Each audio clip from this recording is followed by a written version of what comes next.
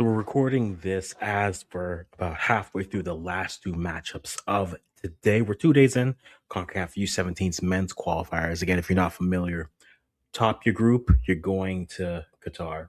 Simple as that.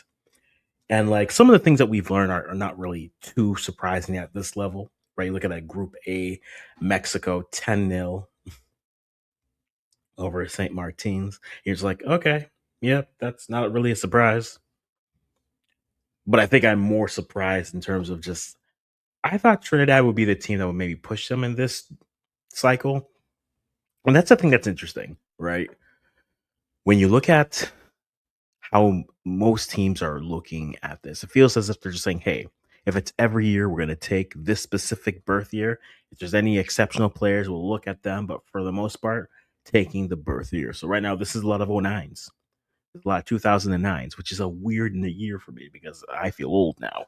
But 2009s are a lot of these teams.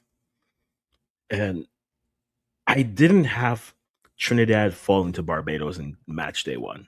I didn't see that. That was not in my Rolodex of possibilities. But again, this is U17, and I think that's what we've learned. That because they're so concentrated in years, you're going to see the ebbs and flows every year. Some groups will look great, other age groups will look a little bit softer, and other teams will just look like they needed another few games just to get their feet under them and playing these types of games because the margin for error is a lot lower. There's no second place spots. It's stop the group or you're done. I mean, Mexico's in a great stop there. You got St. Martin, though they fell today, they would have fallen, yes, to Trinidad and Tobago. So really, it feels like after maybe another set of games, there will be teams that are tied via points. But I think this group was matching up to see Trinidad take on Mexico in the final match day. But I think that's pretty much done at this point. I think they're moving through. Group B is a group of four group. Guadeloupe had to drop out. So Panama ahead of the game again, 6-1 win over Dominica. Nicaragua doing their thing, 2-0 over Anguilla. I think they're going to look decent as well.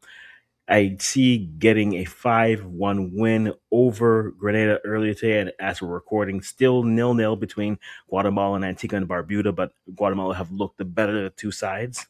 And, don't pick up a yellow card for just kicking the ball at a player. Don't do something that dumb. You know who you are. Puerto Rico, strong win over the British Virgin Islands. Costa Rica over Turks and Caicos. That group is looking like they're going to set up a nice matchup come the last matchup games.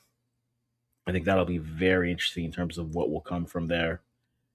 I think that's for there. You got Group E, the USA 8-0 over St. Vincent and the Grenadines. Rep 5-0 over St. Kitts and Nevis. And that's everything for this group. And like honestly, nothing really too surprising. St. Kitts sometimes are ebbing and flowing, so I'm not really surprised. But US looking dominant as usual. Puerto Rico versus Costa Rica as they gear up for that matchup. I'm looking forward to see kind of what that looks like. You got Haiti probably against Guatemala in their last matchups, but we'll see what that's able to look like. Panama, Nicaragua looks like that's what it's going to be. And then Mexico doing Mexico things. Tomorrow, we got the last three groups getting going. Belize, Cuba, Curacao, El Salvador.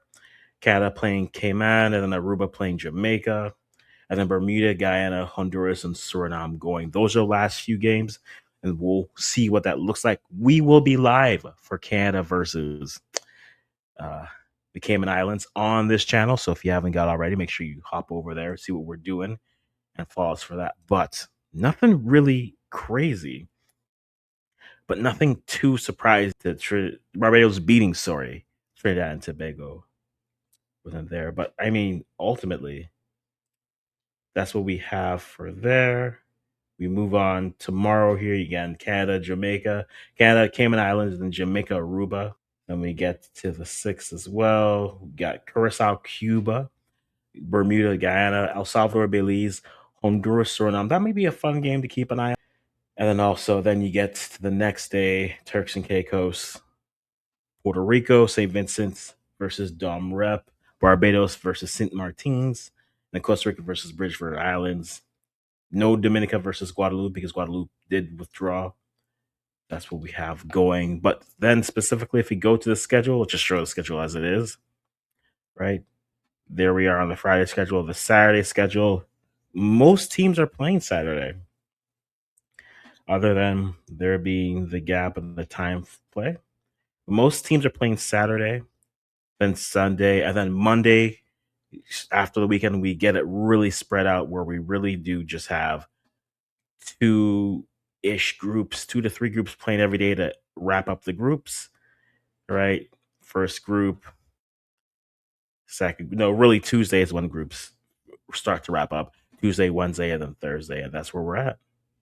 But yeah, who's looking good for you?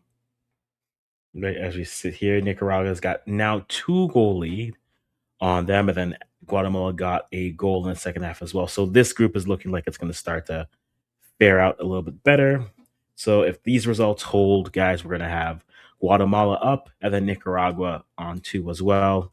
So 3 points going for there. But again, that's what we have.